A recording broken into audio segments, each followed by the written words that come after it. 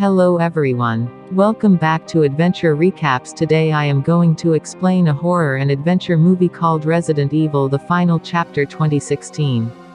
The film opens with Alice explaining the origin of the T-virus. Dr. James Marcus wanted to create a cure for his daughter Alicia, who was suffering from progeria. Marcus created a cure within the Umbrella Corporation, but soon he would be betrayed by his colleague Dr. Alexander Isaacs. Marcus wanted to shut down the program after seeing the devastating effects of the virus. Isaacs says Albert Wesker, the CEO of Umbrella, suffocate Marcus to death, and Isaacs would later become Alicia's guardian and hold her share of the company. Isaacs created the Red Queen in Alicia's likeness and let the T-virus break out in Raccoon City, and within months the entire planet would be infected. Over the next 10 years, in the opening scene, Alice is wandering around the ruins of Washington, D.C. by herself. She finds a pond of water and begins drinking before she is attacked by an infected mutant. Alice somehow manages to avoid his attacks and then goes to a room where she sees that something is trying to come out. She runs from there and finds a car. Suddenly a flying monster swoops down and tries to kill Alice, but she gets the car started and drives away. The monster chases after Alice. She gets ahead of it and rides off a ramp to slam into it against a wall. It's still alive, but Alice finds a claymore bomb in the back of the car. She detonates it and blows the monster up. Alice enters a building and is met by the Red Queen. She knows that Wesker betrayed Alice and the other survivors in Washington 3 weeks ago. Events from the previous film Retribution. The Red Queen tells Alice that there is an airborne antivirus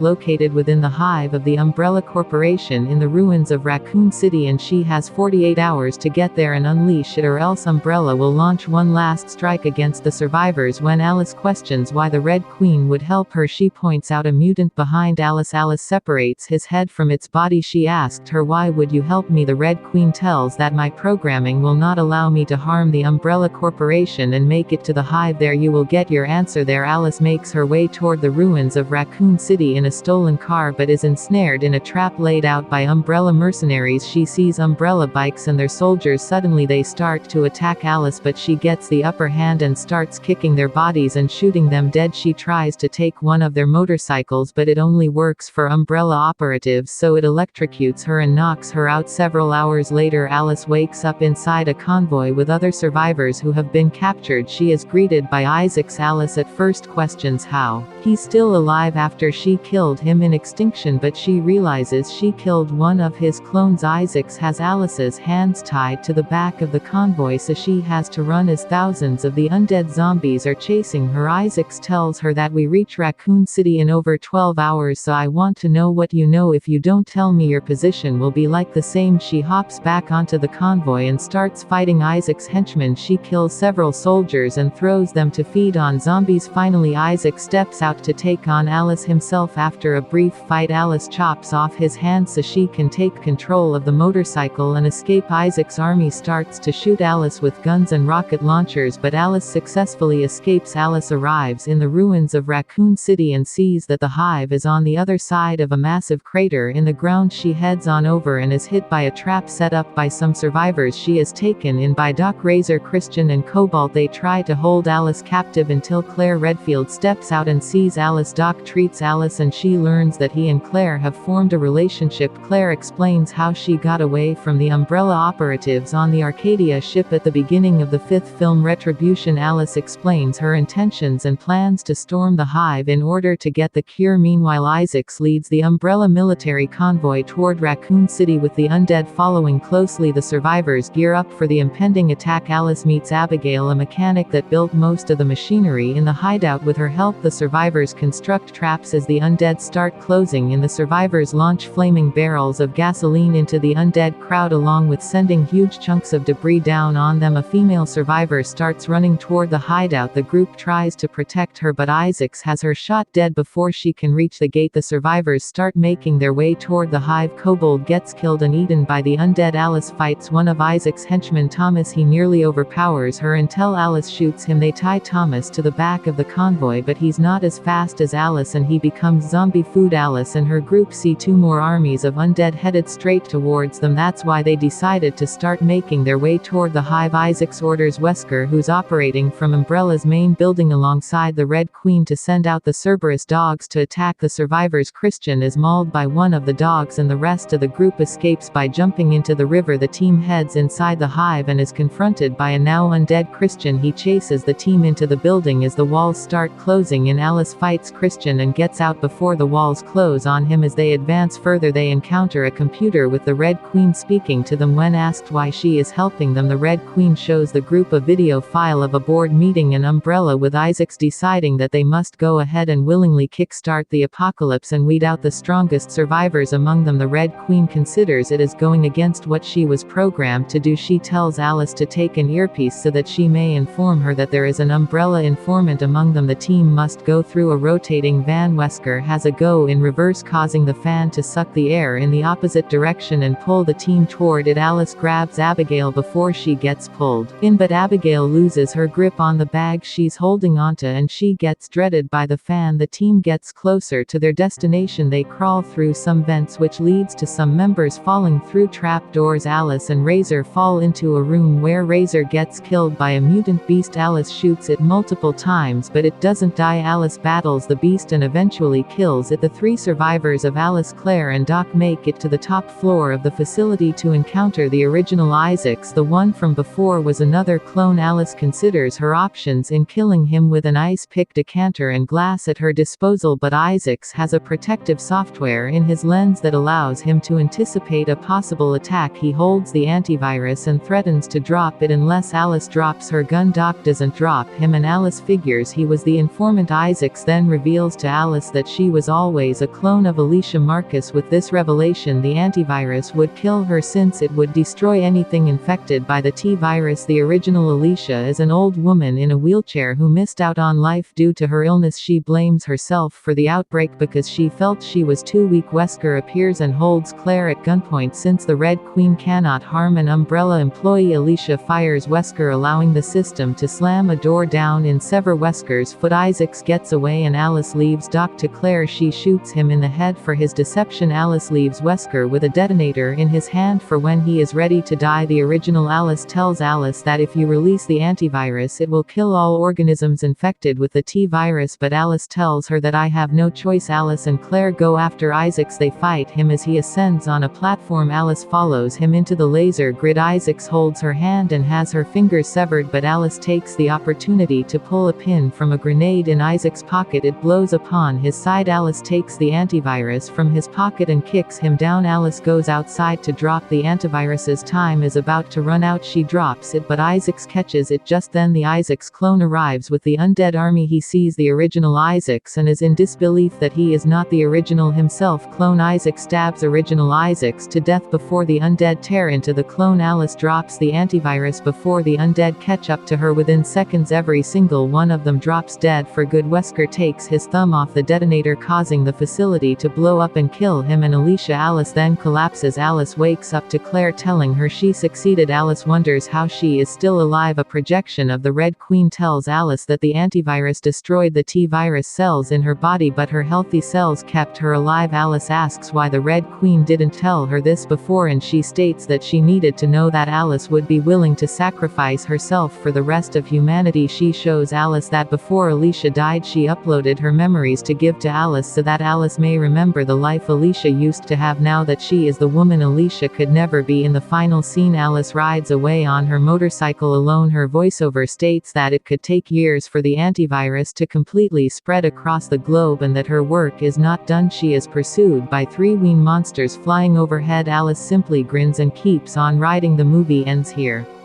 Subscribe the Adventure Recaps for more content like this, and also leave a comment if you want us to recap your favorite movie. Until next time. Thanks for watching.